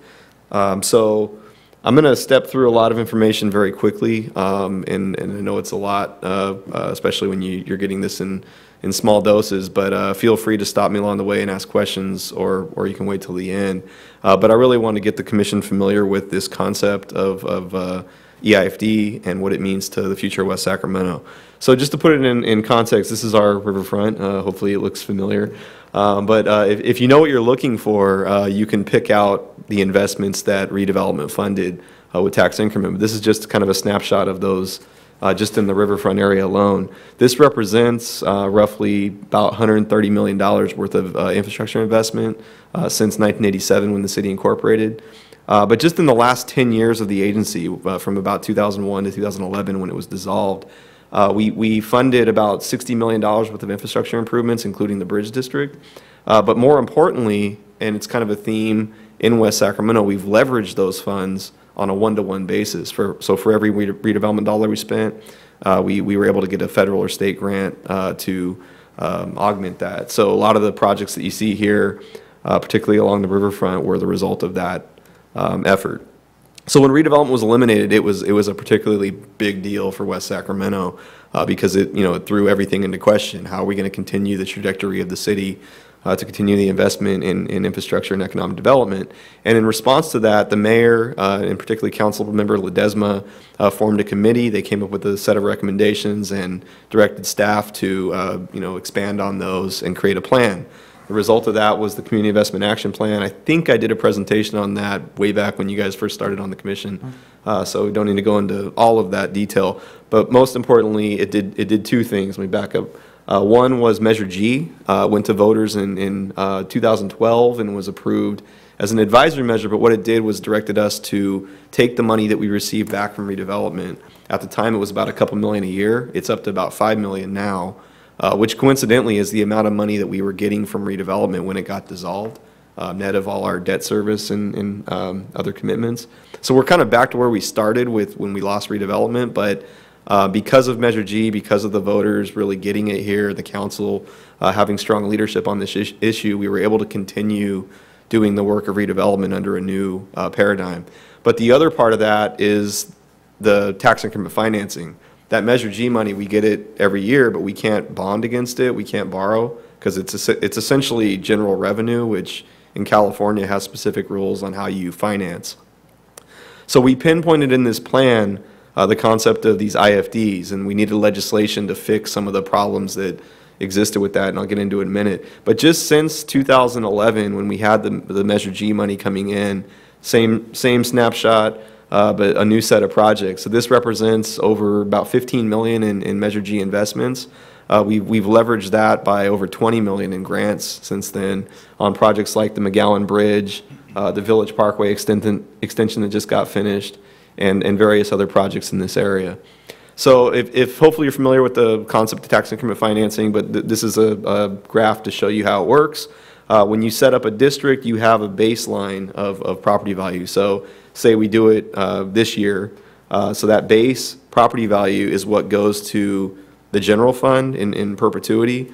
In our case, it would go to Measure G, which is kind of a subset of the general fund. But all the increase in property value or the tax increment is what goes to a tax increment district. And that's the amount of money that can be bonded against. So you're basically borrowing against the future increase of property tax once you have development to support that stream. But that's the basic concept of tax increment financing. So really the key components of the EIFD law I wanted to touch on. So first, it was not available to us until 2014. Like I said, it took us 2 rounds of governor vetoes and a lot of other effort statewide. Really, it wasn't just us. It was a lot of other efforts going on simultaneously. But we got SB 628 done, and essentially an EIFD is an enhanced infrastructure financing district. The IFD law was on the books since the 90s. No one really used it because we had redevelopment, which was a more flexible, more useful tool. But with the loss of that, the IFDs became the next best thing. And this bill added enhancements to the original law that allowed you to use it in a redevelopment area. But the important differences are school and community college districts can't participate. Redevelopment swept all the money, and that was really why it met its fate, because it was impacting the state budget. An EIFD can only be voluntary, so if you're the city or the county forming it, you elect how much revenue to give up, and you have to partner with your county if you want them to go in on it, but you can't use the school share. And then, like I said, you can use these in former redevelopment areas, but you kind of have to think of it as the agency still has debts to pay until, in our case, 2036.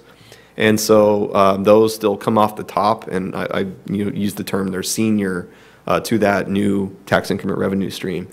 So this is just a chart that has some comparisons between RDAs and EIFDs. The things I wanted to point out mainly are you do need voter approval to issue bonds with an EIFD, whereas under redevelopment you didn't. You could just do it. However, that doesn't apply to all forms of debt. And one thing we're looking at is, as this revenue stream grows, are there other ways of allocating that money to issue debt through other sources? One example would be the iBank, the state iBank. They used to lend to redevelopment agencies. It's not a traditional bond. And so it's our view, and a lot of other attorneys in the state are looking at this, that there's options to borrow against this stream without issuing traditional bonds. The other reason that's important is that next highlighted part, the term of an EIFD is 45 years from when you issue bonds. Otherwise, it runs in perpetuity. And so it's really important for us to keep this going for as long as we can to capture the back end of tax increment funds, since that's when it reaches its greatest amounts. The redevelopment agency, on the other hand, would have expired in 2037.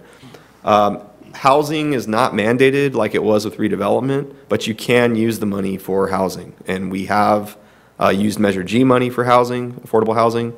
I would anticipate that there'll be a need down the road where we might look at using EIFD money for housing. And then the other thing is one of the benefits of this new law is Unlike redevelopment, where you had to spend the money just inside the project area, you can go outside the project area for an EIFD as long as you can tie significance to the investments you're making to the district. So a good example would be if we're building a bridge that doesn't happen to be within one of the districts, but say connects us to Sacramento or across the channel, that has a benefit to the district, and therefore you can use the funding for that. So we looked at pretty much the whole city. We went from looking at the whole city to different subsets of the city in terms of where this district would cover. And so there were a total 17 sub-areas. What we landed on was, because Measure G, if you think of it as the former redevelopment area, let me go to this map first. The one on the left is the former RDA area, and Measure G is effectively collecting the revenue from those areas right now.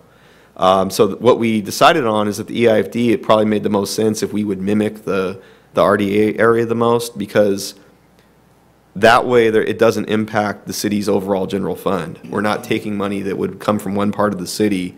And now let me back up. So say the Liberty project, which is the light green at the bottom right, if we were to take the tax increment from there, we're not currently doing that under Measure G, and it would otherwise take it from the general fund, which is needed to support basic city services like public safety and parks and filling potholes and all that kind of thing. So this is the recommended project area for the EIFD. There are a few tweaks that we're making to capture some of the properties on the fringes of these boundaries that'll go to the council next week. But this is what we're looking at for the district. So in comparison, it's about 1,300 acres smaller than the redevelopment area. And the reason for that is we carved out some of the lower value and less likely to increase areas of the old project area, because when you do one of these districts, you have to show that it doesn't have a net negative effect on the general fund.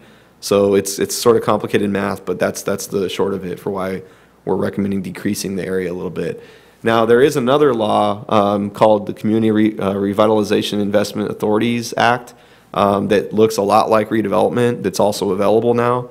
And it does have certain land assembly powers and other things that might be relevant in some of those areas that I mentioned. So we're kind of holding off on looking at those areas, but a CREA, as it's referred to, may be more appropriate for those areas. That's something we're going to look at down the road. So you can form as many of these districts as you want. There's no limit on that. There's no limit to the size of the district. But you don't really achieve any economies of scale in the formation process. We'd have to have separate districts with separate boards and separate plans. And it just creates a lot of administrative complexity if we were to do more than one district. So we are recommending we form a single EIFD instead of dividing these areas up into 17 or 15 different ones. In terms of what it can pay for, the list is pretty exhaustive. This is right out of the legislation. This is a list of all the things that are in the legislation, but I actually added on the right side some additional things like public art, broadband. The law is very flexible, though. It contemplates paying for any public facility that has a community-wide significance and a benefit to the district. It says including but not limited to most of these items. But really, we're talking about infrastructure and public facilities. For example, we need to build a new courtyard. We think the EIFD could be an appropriate source of funding for that to get our current one off the river. So what we're going to do in the plan that we have to do for the district is to simply list this as all the possibilities, and then we're going to use our CIP, our capital improvement plan, which has the actual list of 300-something projects, and make that our realm of possibility of how we're going to use this funding. So there are things you can't do with EIFD funds, and this is a partial list, but they're really important things. If you look at our history, we funded specific plans like the Bridge District in the Washington area using other available sources like redevelopment funding. You could use redevelopment for planning. You can't use it under an EIFD. You also can't buy property that's for development using EIFD money. At least it's not that clear. So our conclusion is that we're going to need that Measure G money. So if you think back to the chart, the tax increment chart where we had that base revenue that's now going to Measure G, our recommendation is that we keep that flowing to Measure G on an annual basis. It'll be capped because now all the increment's going to go to the district, but that money would be available for doing planning work, If we need to acquire property, it pays for staff. And so we simply can't just let that all flow to the district and not be able to do these things. So that's a key recommendation that we're taking forward. So this is getting a little more technical. On a related note, the Measure G money, we actually advocated for this piece in the EIFD law, and we're successful in getting it included. You can take the money that you get back from redevelopment and actually allocate it to the district under the law. So again, Measure G revenue, that's what that money is in West Sacramento. If we wanted to boost the amount of money that we could borrow against, we could push a certain portion of that revenue to the district. So this chart just shows you how the money flows. It comes from this redevelopment property tax trust fund, and then eventually, once the obligations of the agency are paid, any additional money gets allocated to the taxing entities, the county, the school district, the city, and a couple of other entities here. So what we have done is Measure G receives the city's portion, and so that's what this chart represents. There's a PFA, a Public Finance Authority, you have to form, which is the governing body for the EIFD, which is another difference with redevelopment. It was the city council. And the PFA can be 3 members of the city council and 2 members of the public. And it's just like any of our other commissions that are subject to the Brown Act. We're recommending that the council go ahead with the resolution next week, and the mayor would make the appointments at that time for the 2 public members and the 3 council members. And at that point, the PFA will be formed, and then the plan has to get prepared and approved to actually form the district. So, and then CEQA, you have to show how you're meeting CEQA. We just so happen that we have the general plan EIR that's getting certified next week, and our plan is to have the general plan EIR act as the CEQA reference document for the EIFD. And the reason for that is all the improvements that are contemplated to be funded by the district are contemplated in the general plan. So we're using that as kind of the broad envelope of what the district will be doing in the future. So this is the schedule. I think we've made some tweaks to this since I did this slide, so I apologize for that. But and the one would be for the PFA, its first meeting will likely be after the first of the year instead of December 14th. But at that meeting, it's a legal requirement that the PFA has to direct the city to do the infrastructure financing plan, which think of that as like the planning document to guide the district, and it'll have all the revenue projections and how we're going to spend the money, all that sort of things. And so that'll go to the PFA sometime in the early part of the next year, and we hope to approve that plan in about April. And then the final action is the PFA holds a public hearing, adopts the plan, and then our district is on the books.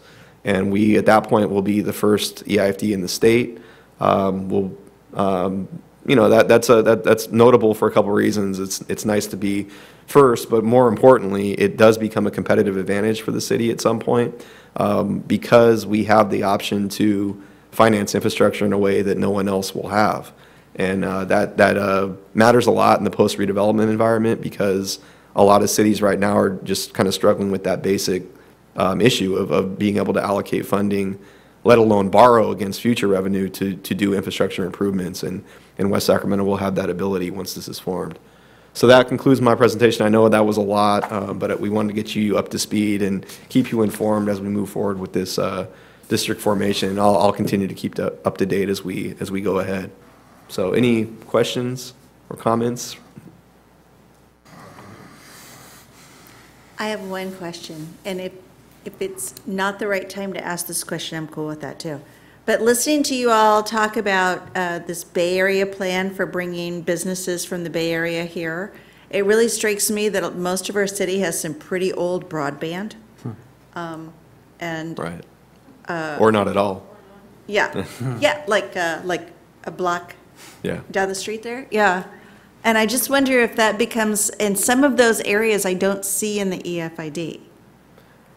And maybe it's just because I don't read the map right, but I would think that would be that may be important to true, do. but this is another key component of the district. You can spend money outside of the district as long as it benefits the district. So the example I'd use on that, we are looking at broadband. We're doing the master plan right now for the city. is if you have a loop network that you want to install, or you need to connect from, say, City Hall down to our new courtyard at the west end of West Capitol, and you're going to be doing improvements on West Capitol that you want to put in broadband, there's no reason you couldn't fund that with an EIFD, because it has a tangible benefit back to the district. So even though those areas might not be in the map, they can still have improvements done as long as it benefits the district. So we don't have a list of projects yet on broadband, but that's what that master plan's about. And I do anticipate the EIFD as a future funding source for those improvements. Well, and you showed, though, that the EFID can't be used for economic development, and it seems like that would almost be a gray line. Because Well- we'd be putting in broadband to bring in more business. No, you can. I mean, it is an economic development tool in essence. You can't use it for certain things like doing studies or acquiring property or Sending Diane to Japan. probably not. But our whole plan, our whole paradigm with this tool is that it is our central economic development tool. We have the ability to finance infrastructure investments that matter greatly to attracting business and new development and redeveloping the riverfront. So in that sense, it's economic development 101. Yep. Any other questions or comments? Not at this time. All right, thank you. Thank you so much. All right, moving to the general admission. Do we have any requests and/or comments from the commissioners present? None at this time. Moving on to staff updates. Yeah, just one really quick one. You may have received a letter, or you will be, about the term of the commissions coming up. So I wanted two things on that. First, because I don't think we'll have another meeting before that date, I wanted to start by thanking you all for your service on the commission this year. It's been great to have, especially the four of you that are here tonight, to have active commissioners, and we really appreciate your perspective on the range of topics that we bring to you. And then that said, as far as I know, there are no term limits here, so you can reapply, and I would love to have you back. And obviously, that's the council's decision, but really encourage you to continue to participate, whether it's on this commission or another commission in the city that might be interesting. But again, thank you for your service, and hope to see you continue. So thanks. Thank you. And we appreciate all your efforts of the staff, and putting together the presentations tonight was a great example of how much work you put into these meetings. So I really enjoyed all the presentations tonight. They were very informative, very well structured. Next item is calendar of events.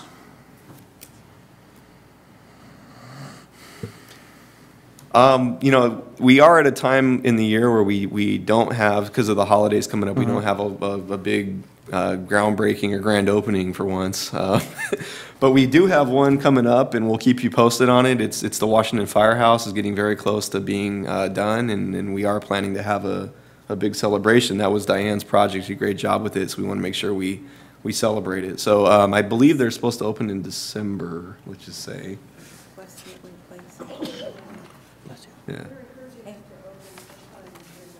Yeah, so it'll be, I got you, yeah. And then, right, so we'll keep posted on that. The other one that Louise just reminded me of is West Gateway Place, which is the affordable housing mixed-use project right on the corner up here. That's going to be completed hopefully in January. We'll have a grand opening for that as well. So we'll keep you posted by email. And community-wide, December 2nd is Winter Wonderland, which is a bigger, badder version of the Christmas tree lighting. Yes, thank you, that reminder. That's a produced by the Chamber in partnership with the city, so Yeah. that's always a good event. And December 6th, which is a Tuesday, is the last fundraiser for the West Sacramento Community Foundation, Hope Stocking, and you'll all be getting invitations to that. Great. You would have had them tonight if I had finished them before I left the office. All right, it is now 7:49. I would like to make a motion to adjourn. I move to adjourn. We are adjourned. Second? Second. We are adjourned.